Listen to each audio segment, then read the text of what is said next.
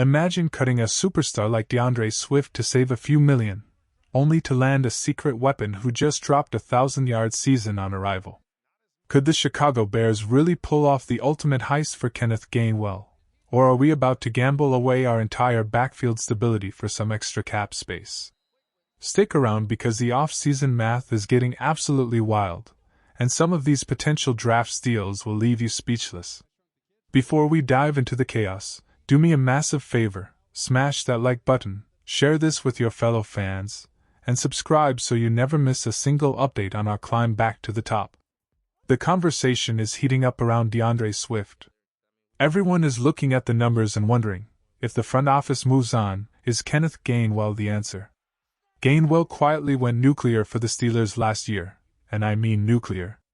He finished the 2025 season with 537 rushing yards and a massive 486 receiving yards. We are talking about 1,023 total yards from scrimmage and 8 touchdowns. This isn't just a backup. He was voted the Steelers team MVP by his own teammates.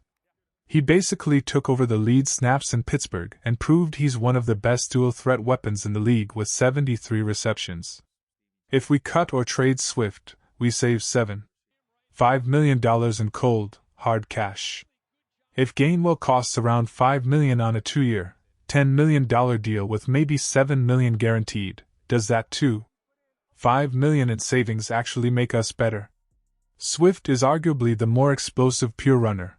He just posted over 1,300 all-purpose yards himself, but Gainwell has that change of pace magic.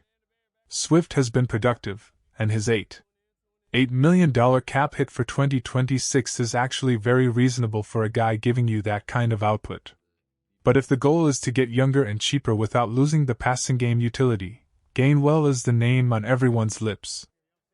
Question of the day: if you were the GM, would you rather keep DeAndre Swift at his current price or swap him for the Steelers' MVP Kenneth Gainwell to save cap space? Tell me exactly why in the comments below. Looking at the defensive side of the ball, there is a very real path to snagging 2 elite, top 5 talents at defensive tackle and safety with our first 2 picks. If we hold steady at pick 25, the board is likely to gift us a monster like Peter Woods, Caden McDonald, or Lee Hunter. Imagine pairing one of those interior anchors with a rising star at safety in the second round. Caden McDonald is a name you need to circle in red ink. At 6'3" and 326 pounds, he was a force for Ohio State last year, racking up 65 tackles and 9 tackles for loss. He is the definition of a high-floor, pro-ready plug-and-play starter. But if the front office is feeling bold, Caleb Banks is the ultimate enigma. This man is a mountain at 6'6" and 335 pounds.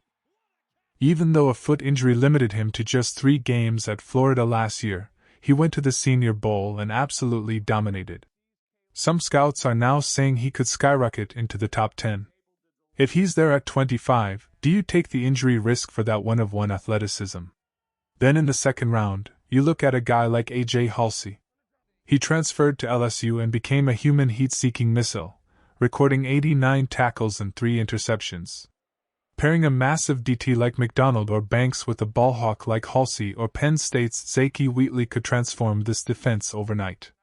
And speaking of defensive gems, keep your eyes on Kyle Lewis out of Pitt. This guy was a one-man wrecking crew last year with 101 tackles, 5 tackles for loss, and 7 sacks. He is a playmaker in every sense of the word. But there's a catch: his weight. He's currently listed at 220 pounds, which is lean for a modern linebacker. If he can bulk up to 230 without losing that elite speed, he's a day 2 steal. At pick 89, he's a no-brainer. At 57, that might be a reach unless the vision for him is crystal clear. He has that safety background that makes him a nightmare for tight ends to shake in the passing game, and his energy is infectious. Now, let's talk about the elephant in the room, the restructure versus trade debate regarding our veteran stars. It's easy to say, just restructure the contract to save $16.8 million, but this isn't a video game. Restructuring isn't free money, it's a high-interest loan against the future. If we restructure now, the cap hit next year balloons even higher than the current 28.5 million. Trading a star player might save roughly the same, 16.5 million, but it cuts the head off the snake and clears the books for the long term. You eat 12 million this year, but then he's off the books forever. Are we building for 1 year, or are we building a sustainable powerhouse? It's a brutal reality, but roster health sometimes requires these hard, long-term decisions. I know some of you are getting restless about the lack of re-signings, specifically with players like Kevin Byard. Take a deep breath. We aren't even at the combine yet.